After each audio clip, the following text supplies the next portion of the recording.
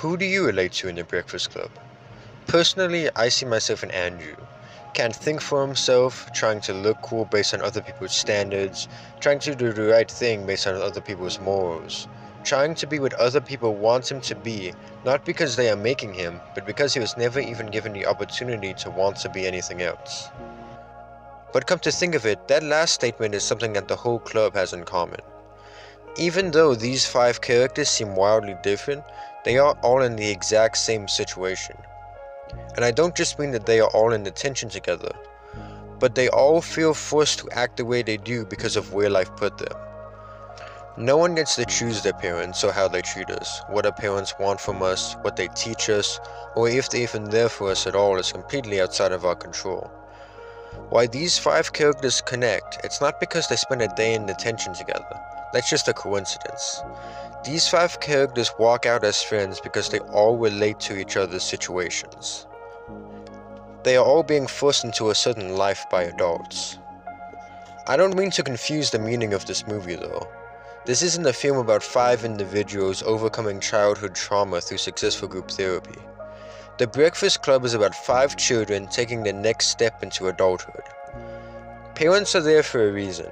Young children need guidance and teaching, otherwise everyone would eat ice cream for breakfast and stay up till 3 AM watching cartoons. When kids are young, they need adults that tell them where to be and what to do and how to live. But as they grow up, that same guidance can very quickly become restraining.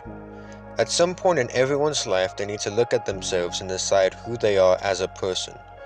And oftentimes, it's not who their parents have been leading them to be. Saying that The Breakfast Club is a coming-of-age story is not a revolutionary statement, but it's important to recognize the nuances of what this movie is trying to explore. We are watching these characters step out of the shadows of others' expectations and for the first time explore who they are as individuals. This is best shown in the relationship between John and Claire. John is constantly being told that he's an outcast with no friends, a self-obsessed asshole who only does what he wants, regardless of how it affects others. While Claire is Daddy's little princess, smart and popular, also self-obsessed, but in the exact opposite way.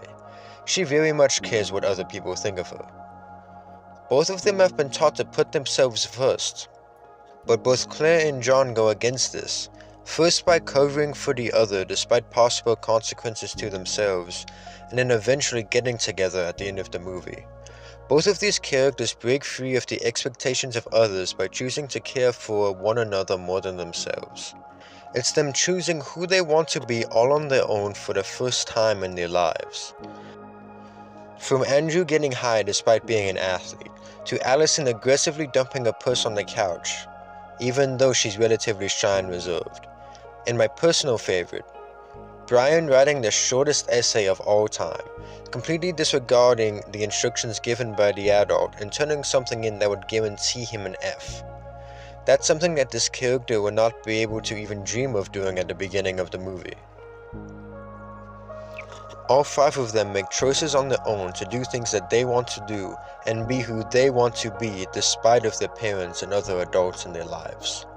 This is a movie about overcoming other people's expectations of you and truly finding yourself.